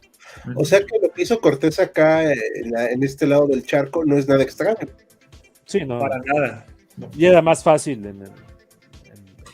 habiendo en el caso del Imperio Romano, o sea, toma en cuenta que aquí en Mesoamérica, pues eran pueblos que nunca se habían visto jamás, ni que tenían la más remota existencia y que su lengua era completamente distinta. Aquí en el caso romano, eran pueblos que eran vecinos, básicamente. Mm. Oh, es que esa idea de la frontera es algo también muy moderno, ¿no? Sí, claro. Sí. Se diluía mucho. Acá Diego de la Cruz nos hace comentario, YouTube, Benito Mussolini, ¿no es el pez del Ghost? Sí, pues no lo respeto, la verdad. Digo, por lo que sé, los estados-nación modernos nacen tras la guerra de los 30 años. Yo al menos no le pondría una fecha definitiva de nacimiento a ningún estado-nación. Porque a mí me parece muy complejo hacerlo. Bueno, sí, los que nacen después de la Segunda Guerra Mundial, tal vez, ¿no? Y aún así, habría que ver. Es un proceso, más bien. Sí, la Revolución Francesa también es importante. Digo, ya ves a Yugoslavia. Sí. Pues, las fronteras difusas, o sea, lo que mencionábamos, que no puede hablarse de un territorio puramente germánico, un territorio puramente galo, o sea, hay galos en Germania, germanos en Galia, de ahí que una de las provincias romanas, que justamente da Rin, se llama Germania Inferior, del Bajo Rin, y bueno, todavía hasta la época, o sea, después de la Segunda Guerra Mundial había alemanes viviendo en zonas que ahora son de Polonia, que son expulsados, y polacos viviendo en zonas de Ucrania. O sea, es bastante complejo el asunto. Sí, la verdad es que no es tan sencillo. ¿Qué pasó con los hunos en la Edad Media? No sé. Pues se retiran, no recuerdo exactamente la región ahorita cómo se llama, pero está relativamente cerca de Occidente, se van por allá y allá se quedan. Pero terminan siendo absorbidos, ¿no? Los que quedan, si mi memoria no me falla. Sí, pues poco a poco se van retirando y ya dejan de ser relevantes en poco tiempo. Ok, muchas gracias. Para Roma, Germania fue como el Afganistán para la Lourdes Olimpo. Pues, obviamente, salvando las distancias históricas entre un evento y el otro. En el caso de que fue difícil, pues, no pudieron conquistarla y tuvieron que retirarse. Que ahí estábamos a eso, ¿no? Sí, justamente vamos a ver ese episodio ahorita. ¿Alguien ha pensado que los romanos mejoraron lo que vieron de los griegos? Pues sí, ¿no? Los romanos lo pensaron. Ah, bueno. Sí. A la proporción, no, llega muy tarde, tiempo sin verlos, ¿y por qué no nos ves? Ya ves, muy mal. La batalla de los campos cataláunicos, solo con el nombre ya suena como del Señor de los Anillos o Game of Thrones. Sí. Es cierto, de hecho, bueno, cuando yo llevé la materia en la facultad, el profesor hizo esa broma, ¿no? Como llegaron los vándalos, los suevos, los visigodos y hasta los elfos participaron en la batalla. Y se rió de su chiste ñoño, me imagino. Bueno, yo estaba encantado. Híjole, ya me ahorro mi comentario. Muy bien. Bueno, ahora sí vamos a pasar a lo que sigue. A ver, Joaquín, ¿qué sucede? Pues? El mapa anterior, nada más rapidísimo. Justamente aquí en este mapa podemos ver cómo era el Imperio Romano cuando se convierte formalmente, otra vez entre comillas, el Imperio Romano con el primer emperador. No usaban el término de emperador, usaban el término de Augusto. Justamente el primer Augusto es el hijo de Julio César, bueno, el hijo adoptivo. En este momento, el territorio justamente en amarillo son los territorios que habían sido conquistados previamente al nacimiento del imperio, y los trazos en verde son los que se van conquistando durante el gobierno de Augusto, el primer emperador, que se conoce normalmente. Y aquí vamos a ver justamente en la parte de arriba del mapa, aquí donde dice Germania, podemos ver justamente que son los territorios que están empezando a ser conquistados. Hay que tener en cuenta que en este punto, lo que buscaba Augusto era fronteras, una frontera segura. Por esta parte donde dice Dacia, Tracia y Dalmacia, hay un río que se llama el río Danubio, es un río muy largo, es un río muy profundo, muy difícil de cruzar, entonces era una buena frontera, pero por el lado del norte se necesitaba otra frontera, y en un primer momento se pensó en el río Elba.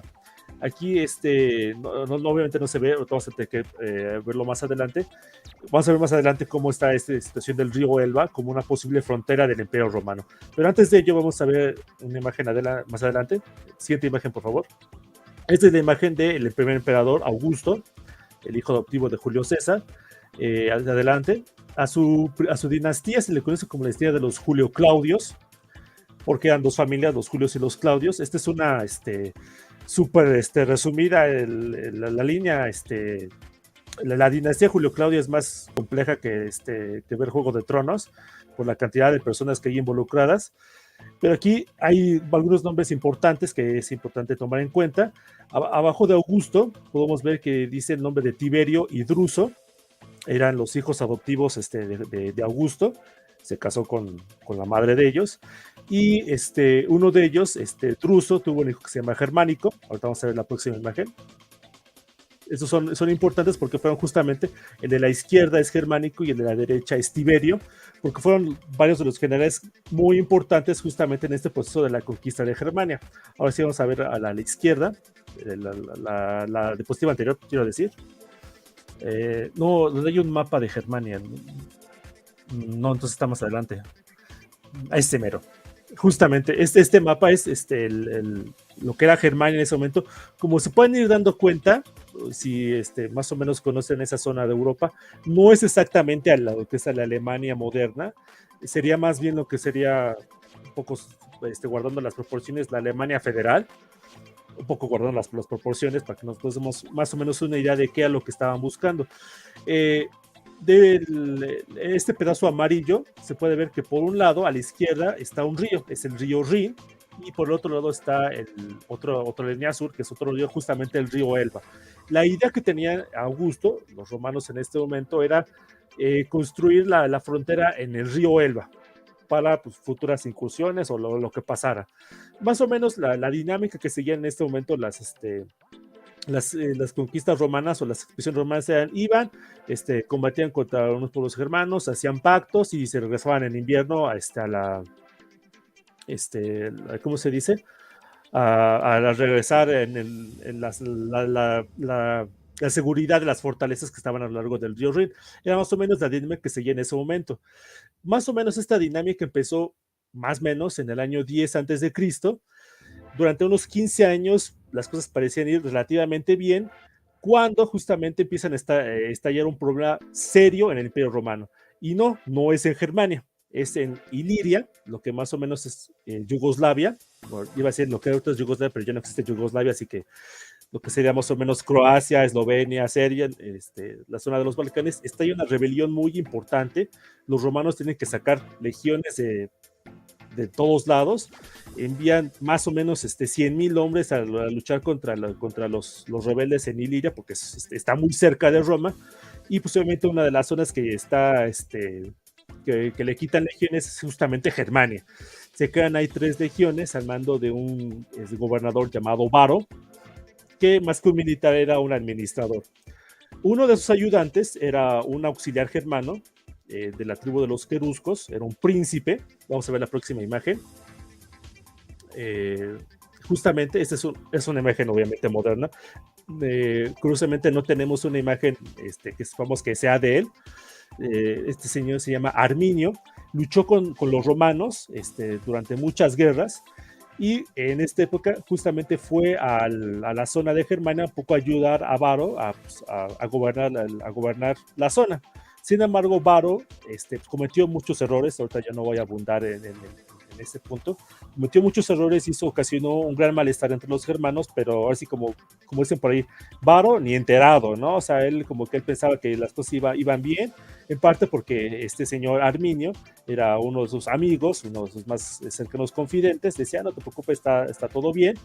Lo convence, ¿no? Le dice, oye, ¿sabes qué? Hay una pequeña rebelión en el norte de Germania, tenemos que enviar nuestras tropas. Y dijo, ok, vamos para allá, vamos a regresar a la diapositiva anterior. Aquí se puede ver, si ponen muchísima atención, hay una línea roja, más o menos en el norte del mapa, que nos indica más o menos la trayectoria que tomó Varo con las 3 legiones que existían en ese momento en Germania. Le seguían muchos civiles, porque eran justamente mercaderes, cortesanas, civiles, familias, etcétera, ¿no? Que iban acompañando a las legiones, y los llevó a una zona conocida como el bosque de Teutoburgo, y ahí se descubrió el juego. Arminio les estaba traicionando, había reunido una gran cantidad de germanos rebeldes, y fue una masacre. Eran más o menos 20,000 hombres, unos pocos cientos se salvaron de la terrible masacre que se dio en esa batalla. Duró más o menos 3 días. De hecho, podemos ver una imagen de la batalla más adelante, 2 diapositivas adelante, si no me recuerdo. Justamente es una imagen de cómo los germanos, aquí podemos ver de que todavía visten de manera distinta, algunos de ellos casi desnudos. usan mucho la lanza, justamente, y fue una completa masacre, ¿no? Los prisioneros capturados los torturaron horriblemente. No vamos a abundar en las torturas porque si no nos desmonetizan, pero fue bastante horrible. Obviamente las cosas no podían quedar así, ¿no? O sea, así que uno no podía matar a 3 legiones romanas y quedar impune. Entonces Augusto ya estaba enfermo, se dice de que llegó a decir, Varo, devuelve a mis legiones, así como a un poco de lamento cotidiano, y mandó a su mejor general, que era su hijastro, justamente Tiberio, a luchar contra los germanos, por lo menos asegurar la frontera. Tiberio tuvo que regresar al poco tiempo porque Augusto pues, ya tenía más de 70 años, lo cual para la época era una edad bastante respetable. Pocos llegaban a los 70 años y estaba a punto de morir, y efectivamente murió 2 años después, y Tiberio quedó como emperador. Entonces tuvo que dejar a alguien para que dominara la zona, ¿no? Para que pues, castigara a los germanos por la insolencia de haber atacado a traición, y deja a su sobrino, que se llama Germánico. Unos dirán, qué coincidencia que se llama Germánico. No, no era coincidencia. Su padre también había luchado en esa zona, se ganó el apodo de Germánico y le heredó el apodo de Germánico. Estuvieron luchando durante un tiempo, hubo episodios bastante difíciles, era básicamente una guerra de guerrillas porque Arminio sabía que pues, no podía luchar frente a frente contra los romanos, eran demasiado fuertes en ese sentido.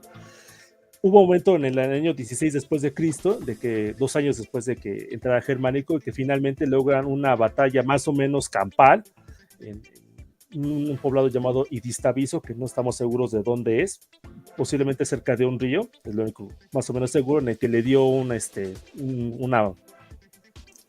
batalla que fue una victoria completa para los romanos. Lograron en esas campañas recuperar 2 de las 3 águilas que se habían perdido. La tercera pasaron todavía más años para que se pudiera recuperar, pero finalmente Tiberio dijo, no, ¿saben qué? Esta zona es demasiado revoltosa, además está llena de pantanos, bosques, ¿a quién le importa esta zona? Pues mejor retirémonos, y es más seguro tener una frontera en el Rin. Y en cierta manera Arminio se salió con la suya porque no lo terminaron capturando. Irónicamente a quien sí capturaron fue a su esposa, el suegro de Arminio, era amigo de los romanos, así que pues, le entregó a su hija a los romanos como una especie de muestra de buena fe, y su esposa ya estaba embarazada. Como dato curioso, su hijo terminó como gladiador, pero Arminio más o menos se salió con la suya. Hay quien cree de que Arminio quería ¿cómo decirlo? Convertirse, por así decirlo, en el rey de Germania, pero los propios germanos no querían un rey, o sea, básicamente no querían a un líder por encima de ellos, así que pues terminaron matándolo, posiblemente envenenado, lo cual traía otro giro irónico porque su rival, Germánico, también murió envenenado años después, en un lugar muy lejano. Así fue como terminó este primer contacto serio entre las tribus germanas contra los pueblos romanos. Lo que quedó fue justamente, pues el río Elba está muy lejos, realmente no hay no hay razón para qué luchar tanto, entonces pues en el Rin es la frontera más segura. Esto ya seguramente se pone un poco en la discusión de qué tanto afectó en el desarrollo futuro de la historia romana. Mi hipótesis es de que realmente tuvo poco efecto, o sea, realmente quizás a lo mejor se ahorraron una gran cantidad de dinero en andar luchando en Germania, porque realmente no tenía nada en recursos monetarios para poder justificar esa zona, y realmente pues posteriormente eso realmente tuvo poco efecto, la derrota en Teutoburgo y justamente esta expulsión de los romanos de la zona de Germania. Esta justamente aquí podemos ver una imagen de cómo los soldados romanos regresan justamente a la batalla de Teutoburgo, y pueden ver pues todo lo que le hicieron a sus camaradas caídos. No tenían la costumbre de enterrar a los muertos, y más bien tenían la costumbre de exhibirlos para que, pues, sí, que aprendieran qué es lo que había pasado. Entonces aquí se puede ver pues, cómo reaccionan ante lo que les había pasado a sus compañeros. En la siguiente imagen, de hecho, creo que podemos ver una imagen, la próxima diapositiva. Justamente una representación de una de las tantas batallas que hubo entre los germanos y los romanos en esa época, en los llamados puentes largos, que política, pues ya realmente ya no tiene mayor relevancia, ¿no? Al final, los romanos se retiraron, dejaron el Elba, se fueron al Rin. Ok, perfecto. Digo, la verdad es que es un tema impresionante, es muy largo, pero pues, o sea, me impresiona a mí que al ser un mundo donde no había maquinarias así para transporte y todo, eran una cantidad bastante considerable de hombres. Sí. Y cómo aguantaban, ¿no? Llegar hasta allá y todavía pelear. Era parte del entrenamiento. Uno va Cargar como mula, literalmente. Sí. Tal cual, sí. Había una pregunta de una estatua y creo que Max nos la iba a responder porque la verdad es que yo no la... Es esta, ¿no? Así es. Tiene ese elemento, no es arquitectónico, escultórico, tiene un nombre, realmente ahorita no lo recuerdo como tal. Estamos hablando del bebé que está en la pierna de la estatua, pero se utilizaba muy frecuentemente en Roma, en tiempos posteriores, porque están hechas de mármol. Entonces es un material muy pesado y era muy común que se les rompieran las piernas o que no aguantaran ese peso. Entonces se tenía que poner una especie de soporte para que soportaran todo el peso del mármol, y para no dejar un soporte así feo sin tallar, hacían diferentes elementos, ¿no? Puede ser un bebé, puede ser un arbolito, puede ser algo así. Generalmente es un niño pequeño que está como sosteniendo la estatua, ¿no? Para no dejar un pedazo sin trabajar. ¿Y qué simboliza? Pues realmente no es que simbolice algo, solamente es como este elemento que tiene que sostener la estatua para que no se derrumbe, para que no colapse, y pues lo decoran de cualquier manera. Perfecto. ¿Algo que quieras añadir, Joaquín, de estos temas también? Y gracias, Max. No, adelante. Esto. ¿Quieren ponernos unas preguntas del público? Sí, Adelante. Bueno, aquí yo creo que va para otro tema, pero no quiero dejarlo sin mostrarla. Arcapitalista, ¿cómo era el sistema económico de Roma? Me parece que sí podemos hacer un tema luego de eso, ¿no? Sí, es agrario, es en términos agrario y esclavista. Uh-huh. ¿Cómo? Sí. En la batalla de Teutoburgo, derrota para los romanos, uno de los jefes del ejército romano, siendo germano, se pasó al bando contrario, dice José Morales. ¿Al bando cuál? ¿Al bando romano o al bando germano? Al bando o sea, si un general romano se pasó al bando germano, porque era germano. Sí, justamente Arminio era el líder justamente de los rebeldes. Y los propios guías les desertan en pleno... Sí, exactamente. Ok. Aquí, pues, esto es especulación, ¿no? O sea, si Cartago hubiera ganado la Segunda Guerra Púnica, hubiera sido una potencia, bueno, estamos hablando de los germanos. Tal vez. Sí, pero... Bueno, es otra zona del Mediterráneo, otra zona del Imperio Romano, pero pues tal vez, ¿no? Eso para otro live. Sí. Exacto, la contrafactualidad es algo de lo que no se suele hablar entre historiadores, pero pues, bueno, siempre se dice que el tema naval es muy importante para cualquier imperio. Una vez que eres potencia naval, tienes potencial para ser imperio. Y bueno, sabemos que tanto Cartago como Roma justamente pelean por eso, ¿no? Porque están expandiendo su poderío naval, entonces seguramente sí, ¿no? Es lo más probable. Bueno, en términos militares se dice que puedes tener una buena marina o una buena infantería, no las dos. Con términos imperiales importa más la marina que la infantería. ¿Verdad, Inglaterra? Dice el capitalista, durante esta época en Egipto hubo un canal de Suez antiguo, no sé esto, la verdad. Sí, pero fue en el siglo I o segundo después de Cristo. Con el emperador Augusto, el más glorioso. Ok. ¿En qué momento llegan a hacerse las personas legendarias en Roma? No, pues, ¿cómo? O sea, ¿cómo? ¿En qué momento llegan los héroes en las personas consideradas legendarias en Roma? O sea, ¿cómo sabemos si una persona es real o mitológica? A lo mejor es fácil porque ¿no? Se ganan su estatus de héroes, ¿no? De leyendas de Roma. Ajá. Mejor que nos especifique, ¿no? A qué se refiere y con mucho gusto le respondemos. Para los romanos, ¿hasta dónde era el límite del mundo conocido? Es una buena pregunta. Pues mira, conocían bastante hacia el oeste, o hacia la izquierda, conocían las columnas de Hércules, ¿no? El estrecho de Gibraltar, y de hecho de ahí viene la famosísima expresión de non plus ultra, ¿no? O sea, no hay nada más allá de eso. Sí, creo que hasta las Canarias conocían, ¿no? Me parece que tenían noticia de ella. Y hacia el norte conocían parte de lo que me parece que es Noruega, le llamaban la isla de Thule. No es que la hayan explorado a profundidad, pero sabían que estaba ahí. De hecho, hubo una expedición romana que llegó hasta Escocia.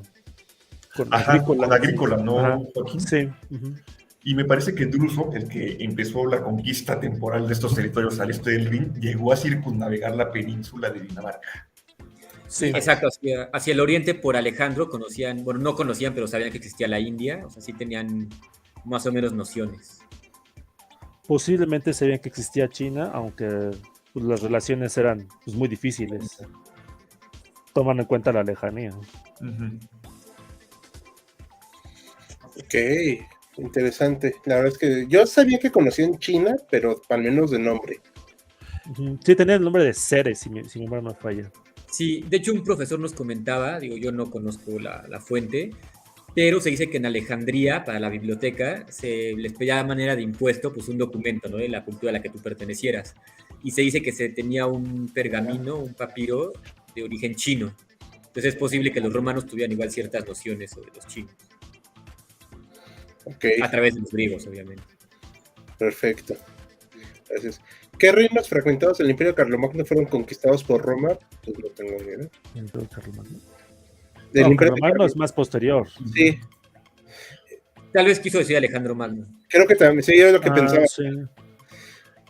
Pues supongo que los de Grecia, ¿no? Grecia, Egipto, Principalmente. Siria, lo que es Turquía ahorita. Antioquía. Esto nos da para otro live. ¿Cuándo surgió el Sacro Imperio Romano Germánico? Bueno, digamos, el primer antecedente del Sacro Imperio Romano Germánico sería el Imperio de Carlomagno, ¿no? El Imperio Carolingio, que se establece a finales del siglo IX, octavo y principios del noveno. Pero ya formalmente el Sacro Imperio es hasta el siglo X con Otot I. Perfecto. ¿Los pueblos germanos eran de la zona del reino de Lotaringia? Lotaringia es un término posterior, Sí. o sea, sería como decir de Alemania hoy en día. O sea, si aplicamos las equivalencias, diría que más lo que mencionábamos al principio, que había tribus germánicas al norte del Mar Negro, por ejemplo. O sea, este autor, un historiador, dice, o sea, la antigua Germania, lo que podemos llamar la antigua Germania, era más extensa que lo que ahora es Alemania. Así es. Ok, qué interesante. ¿Arminio fue un ícono para el señor del bigote austriaco? No sé si en particular Arminio, pero lo que sí tengo, creo que por ejemplo le hacía más énfasis, y me corregirán, a la épica, Los campos cataláunicos. no, ay, se me va el nombre. El río de los Nibelungos. Es ¿Sigfrido? Sigfrido. Sigfrido. Creo que le hacía más énfasis a Sigfrido, si mi memoria no me falla. No sé si. Y mira que la atiné porque usaban el nombre de Sigfrido a diestra y siniestra, ¿eh? Pero la verdad es que no me imaginé. Pero sí, yo creo que le hacía mucho eso. Sí. El que más, realmente el que lo tenía como héroe, es Bismarck. En pleno proceso de unificación de Alemania necesitaba un ícono y pues Arminio representaba eso es más lógico, sí. Buenas noches, mis estimados, perdón por la tardanza, la invitación se debió perder en el correo, dice Dino Crack, no te preocupes, lo puedes volver a ver y velo varias veces para que nos agarre YouTube bien. Tampoco es hombres mandados a conquistar un gran territorio, sí, está bastante grande. ¿Los romanos eran nacionalistas? Ese es un concepto muy reciente. Sí. Yo no podría decir eso. Creo que es un anacronismo, sin embargo sí tenían como este amor por la patria, por así llamar. Por ejemplo, los griegos cuando peleaban o había alguna gesta heroica, se reconocía al héroe, ¿no? Por ejemplo, a Leónidas, a Temístocles. Sin embargo, los romanos cuando llegan a tener estas gestas o estos actos épicos, es como por el honor de Roma, no tanto por la persona, sino por el país, por llamarlo así. Y los romanos tendían a adoptar muchas costumbres extranjeras. Entonces, en ese sentido, como que choca un poco con ese sentido de nacionalismo. No sé qué opinan ustedes. Digo, sí existía esta idea de la romanía, porque recordarán que los romanos tienen esta idea de la ciudadanía, de que eres ciudadano romano, y ya con Caracalla, que da la ciudadanía romana universal a todos los varones libres, se fortalece, pero no sé si podríamos hablar de, ahora sí, a ver, rapidísimo, un ciudadano romano nacido en Cartago se consideraba tan romano como el nacido en Hispania, como el nacido en Italia, como el nacido en lo que ahora sería, por ejemplo, Bulgaria, o cuando Dacia fue romana, pues también. Pero no sé qué tanto es un nacionalismo en sentido moderno, no lo sé. Sí, Incluso sí. eso que dices, Bruno, que es correcto, también varía de tiempo en tiempo, ¿no? O sea, digamos, en el siglo I o II, todavía eran considerados como romanos de segunda, digamos, los de Hispania, ¿no? En comparación con los romanos. Uh-huh. Pero sí, estoy de acuerdo. Perfecto. Muchas gracias. Términos militares, esto yo creo que podríamos hacerlo luego en otro live, ¿no? O sea, para que nomás mencionarlos. ¿Cuánto costaba un soldado? Cuando un legionario jubilado se jubilaba, ¿qué beneficios o retribuciones tenía?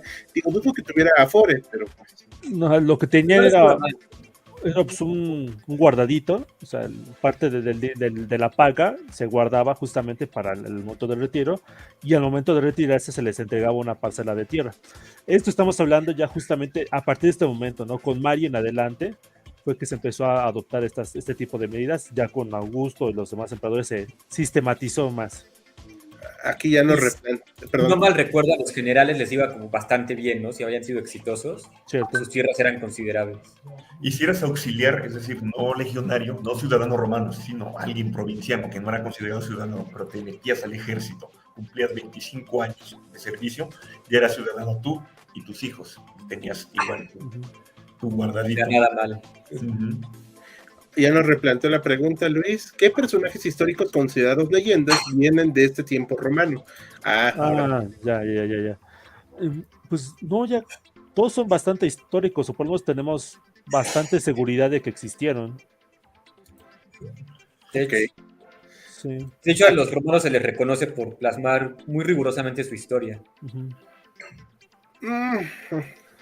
Bueno, es que también hay que tomar en cuenta que, por ejemplo, de los primeros años de la historia romana, pues nuestros primeros registros, o sea, vienen de 500, se escribieron 500 años después. O sea, la historia de Tito Livio, que habla sobre la fundación de Roma, la caída de los reyes, los primeros años de la República, etcétera, se escribió 500 años después de esa época. Seguramente tenía fuentes más cercanas a ese momento, pero pues él las tenía, nosotros ya no. Y por ejemplo, a partir de la época imperial, o sea, ya a partir de Augusto, pues sí llevan un registro bastante bueno, sí, específico. Así es. Sí, mandamos un saludo al doctor Mariano García, que no pudo estar con nosotros, que anda en Puebla, y anda presumiendo en Twitter lo que comió, y debo decir que se me antojó mucho. Un chile en la Sí, la verdad es que se veía muy bueno. El mole no me da asco, pero... Bueno, José Morales. Luego de la derrota de la batalla de Teutoburgo, los limes, fronteras. Brucken facilitando la invasión violenta a Roma, cercana ya a la decadencia. No, yo diría que no, porque todavía en esta época estamos en la época del máximo auge del Imperio Romano. De hecho, aquí, por ejemplo, aquí en este mapa en particular, pues todavía faltan algunas de las conquistas más importantes. Lo que ahorita es Rumania, partes de Anatolia, lo que ahorita más o menos Argelia todavía no era romana. Inglaterra, todavía no habían llegado a Inglaterra cuando sucedió lo de Teutoburgo, entonces sí, todavía falta mucho tiempo. Sí, para... perdón. Y además tenían mucha presencia, pese a que se retiran al otro lado del Rin y al otro lado del Danubio, sí siguen teniendo presencia. Dicen, nos vamos, pero vamos a estar vigilando a estas tribus díscolas para que no se nos alebreste demasiado. De hecho, por ahí me parece del 50 después de Cristo, los romanos lanzan una incursión de represalia contra los catos, que era una tribu que había participado justamente en Teutoburgo. Arrasan una de sus aldeas y rescatan a algunos de los prisioneros romanos ya ancianos, sobrevivientes de Teutoburgo, que trabajaban ahí de esclavos. Es decir, Roma siempre está muy presente en la frontera, le interesa tener control de esos bárbaros, lo que ellos consideran bárbaros, aunque no los dominen. Y tiene la fuerza para hacerlo, además. En este punto, sí. Muchas gracias, chicos. Ahí vamos a seguir atrás. Acá, Saúl Jaime, saludos. Las noches de historia contemporánea, Saúl Jaime. Muchos saludos. La próxima semana lo tendremos acá contra su voluntad. Ok. Sí, no era pregunta. Creo que más que nacionalistas, los romanos eran etnocentristas, dice Alejandro Cortés. No, tampoco. No, porque de hecho ellos no distinguían, por ejemplo, etnia, color de piel o eso. O sea, si eras romano por la ciudadanía, o si eras esclavo también. Sí. Es muy complicado. Es un tema muy rico. Incluso el término de esclavo, o sea, no siempre eras esclavo. Bueno, algunos sí se morían siendo esclavos, pero los libertos, los que eran justamente antiguos esclavos que eran liberados, tenían un papel muy importante en la sociedad romana. Hubo emperadores romanos que descendían de libertos. Ok. Digo, perdón, debo referirme otra vez a Gladiador. ¿Cómo Gladiador? ¿El de los gladiadores? ¿Que era liberto? Bueno, en la película, este personaje, tengo una mala noticia, el personaje lo inventaron para la película, no existió en realidad Máximo, pero suponiendo que hubiera existido, bueno... Pero está hablando de Próximo. Ajá. El Próximo, sí, exactamente, sí, él era un liberto. Ajá. Sí, que por cierto el actor se alcoholizó de tal manera que murió en la filmación. Sí, sí, dato curioso de la película. Híjole. No sabía, Bruno, ya le remela. No, sí, hay escenas que tuvieron que hacer esa computadora con Próximo. Sí. Eso luego no se parece mucho. Sí. Esto, chicos, las preguntas de Roma sí las vamos a tomar en cuenta para otro futuro live, porque si no, nunca vamos a acabar, pero las voy a poner rápido. ¿Cómo romanizaban los romanos cuando conquistaban un territorio? Lo dejamos para un futuro live, ¿les parece? Okay. Vale. ¿La plebe de qué modo aceptó la cristianización? También. Vamos a hacer... Yo lo propuse para un tema y nadie votó por él, entonces... No sé si lo quieran volver a postular. Sí, nótese el reclamo, el rencor. Así que ahora pueden votar si gustan. Pero... O no, dice. Excelente charla, muy ilustrativa, dice Saúl Jaimes. Una pregunta, ¿cuál sería su gusto el personaje romano o germano que mejor ha sido tratado en el cine o en algún otro arte? Híjoles. Bueno, a mí personalmente me encanta la batalla del Puente Milvio, en la que pelea Constantino contra Magencio. Hay pocas obras de arte al respecto, pero la verdad es que son muy buenas y muy simbólicas, ¿no? O sea, como el cristianismo derrotando al paganismo en Roma, todo eso. Muy interesante. ¿Dicen el arte en general o nada más películas? Películas y arte en general. Películas y no otro arte. O sea, bueno, hay muchas novelas que se han escrito. No he leído todas. Hay un autor llamado Sertigo Posteguillo, que a mí me gusta mucho en particular, que ha escrito sobre varios personajes, sobre el Escipión el Africano, el que venció a Aníbal, sobre el emperador Trajano, sobre esta dinastía de los Severos. Empezó a escribir ahorita una obra sobre Julio César.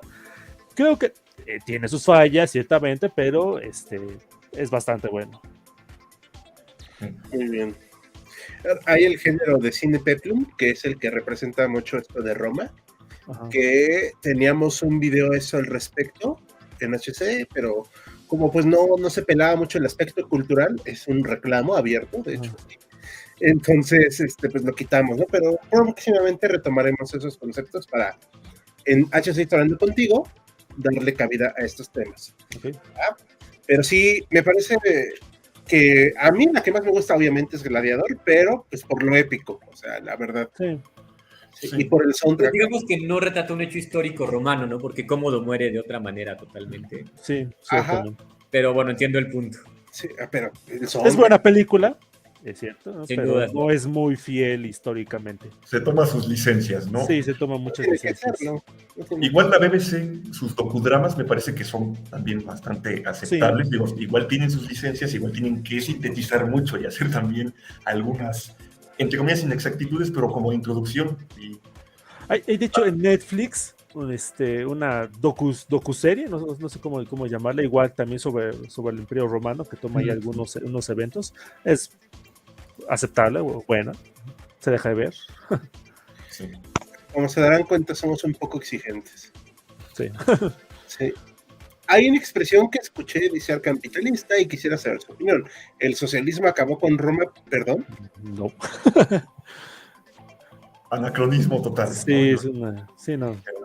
Son otros tiempos. Esto sí es totalmente pues, muy ajeno, pero pues lo pongo para que no quede como grosería. ¿En qué jerarquía de gobierno estábamos los de América en estos años? Primero, pues no estábamos, porque pues yo no estoy tan viejo. Este, pues la gente de aquella época pues estaba en otro momento, o sea, hablaremos de esos temas más adelante. Ya estamos viendo que hay un interés por esta historia antigua y qué bueno, porque permite que Max, Joaquín y Bruno hablen de esos temas más a gusto.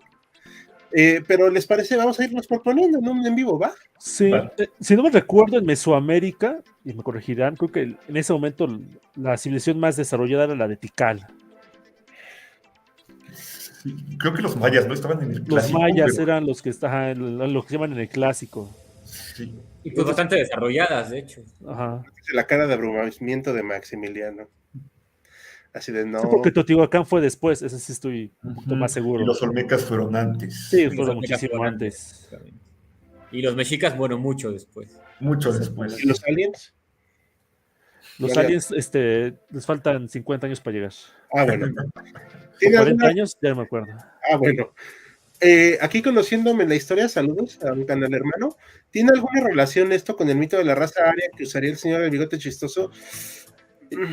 No. Si no mal recuerdo, o sea, no mucho, porque los arios que él dice retomar son protoindoeuropeos, ¿no? O sea, son incluso antes de los germanos. Es una idea que literalmente se saca de la manga y como que campechanea, ¿no? Son como esos líderes de gobierno que no saben mucho de historia, pero como que fingen saber o porque leyeron algún libro, o como que tienen una idea de lo que era la historia y la arreglan para ponerla en su programa político. Que parece ser que sí hubo un pueblo ario, digamos, histórico o prehistórico, por así llamarlo, pero pues no tiene mucho que ver con lo que... Pero ese era de la India, si no me recuerdo. De la India a Irak, sí que Ahí tiene está. ahora Mazda, ¿no? Como Sí, entonces los Alejandro, muy alemanes no eran. sí, ¿no?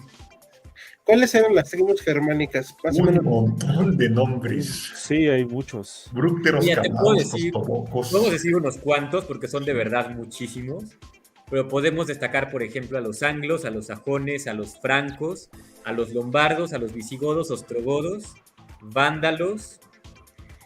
Tengo por aquí anotados algunos que menciona Tácito que pues no se mencionan mucho más adelante, pero se los digo, ¿no? Están los hermiones, reudignos, anglios, aviones, eudoces, suarines y nuitones, entre muchos otros. Yo tenía unos más, Max. Yo tengo otros. Gatos, Lo dejamos, ¿no? Sí. queruscos, Algunos ya los no. mencionamos. Ahorita Sigamos. cuando revisen el video, ya, los que comenté. Órale. Ok, déjenme poner otra. Denme un segundo. Perdón. Ya para ir cerrando, ¿les parece? Es que qué cosas adaptaron los germanos a la caída del Imperio Romano de Occidente y tuvieron contacto alguno con los bizantinos. Creo que eso. Adoptaron muchísimo. Creo que vimos uno de la caída de Roma, ¿no, Max? De hecho, nos da para un tema aparte que duraría lo mismo o más que pero pues se adoptan muchísimas cosas. ¿Y la gastronomía era buena? ¿Algún antecesor de la pizza? Ni idea. No, Nada que ver. De hecho, la pizza está hecha con muchos ingredientes americanos. Sí. No simplemente el tomate, ¿no? Lo más probable es de que la comida era más malita en comparación de la que tenemos ahorita. En parte porque no tenían refrigeradores, entonces eso Y no eso había afecta muchísimo. Aunque sí se conservan algunos. Por ejemplo, en Pompeya hay panes, ¿no? Que están prácticamente Ujú. intactos. Sí. Hechos piedra, pero intactos, ¿no? Sirve mucho para estudiar esa parte. Ok, el afroporciano. En Fox había una serie que se llamaba Britannia y trata, como su nombre lo dice, la conquista de Britania. También estaba mucho divertido. No lo he visto, pero Dicen que es buena, pero no la he visto tampoco. ¿De cuál? ¿Fox? De- bueno, de que ahora es Star, ¿no? Que se supone. Ah, cierto. Ah, entonces está en Star Plus. No tengo esa. Bien, chicos, ya ahorita dejamos estos temas. No sé si quieran decir algo más para ir cerrando, chicos. Pues, Solo para cerrar, te mandé por ahí una imagen, dos imágenes, de hecho, una de San Isidoro y una de las invasiones germanas. Ah, bueno, y Ulfias, sí es importante. A ver. Primero las Ulfias es muy importante, si lo puedes poner. Ya hemos tocado en otros videos el tema del arrianismo, ¿no? Que es esta división que se hace en el cristianismo y que va a ser difundida por la zona oriental del Imperio Romano. Y a través de ese personaje que ven ahí, que es Ulfias o Wulfias o Ulfilias, como ustedes le quieran decir, va a llegar a los germanos. Entonces muchas tribus, muchos pueblos germanos se van a convertir al arrianismo, que es una especie de cristianismo no católico. Y pues van a seguirle dando lata al Imperio Romano, porque cuando lo invaden, tenemos por ahí el mapa que te mandé, Hal, van a invadir diferentes pueblos, diferentes regiones romanas, y muchas de ellas, no todas, pero sí muchas, van a ser arrianas. Entonces va a ser una guerra bastante importante, es un conflicto religioso que va a durar varios siglos, y bueno, va a llegar a la paz paulatinamente, ¿no? No de manera bélica, sino que van adoptando el cristianismo poco a poco, el cristianismo católico. Y finalmente tengo ahí la imagen de San Isidoro, que es uno de los autores más importantes, creo yo, para estudiar a los germanos. Él, bueno, tiene esta tradición que se remonta a temas bíblicos, ¿no? Y dice de qué personaje bíblico desciende cada pueblo, si son mencionados en la Biblia. En el caso de los germanos, pues en la Biblia no aparecen como tal, pero bueno, San Isidoro les da cierto sentido. Y menciona cómo pelean con Claudio, con Constantino, cómo el mismo Alejandro dice que les tenía miedo, etcétera, y llega pues hasta nuestros días. El San Isidoro era todo un erudito, ¿no? Conocía de muchísimos temas, los plasma y llegan hasta nuestros días. Entonces, si alguien quiere estudiar a los germanos, total y completamente recomendada esta fuente, se llama Historia de los Germanos, y, bueno, etcétera, por San Isidoro de Sevilla. Bien. Yo solo querría comentar rapidísimo algo. Si pudieras poner el penúltimo mapa, Hal, referente a las guerras marcománicas, que se dan justamente ya en el siglo II, hacia adelante, el penúltimo. Ese. Justamente, que se dan en el siglo II, y lo voy a también unir con las incursiones góticas de los siglos III y IV.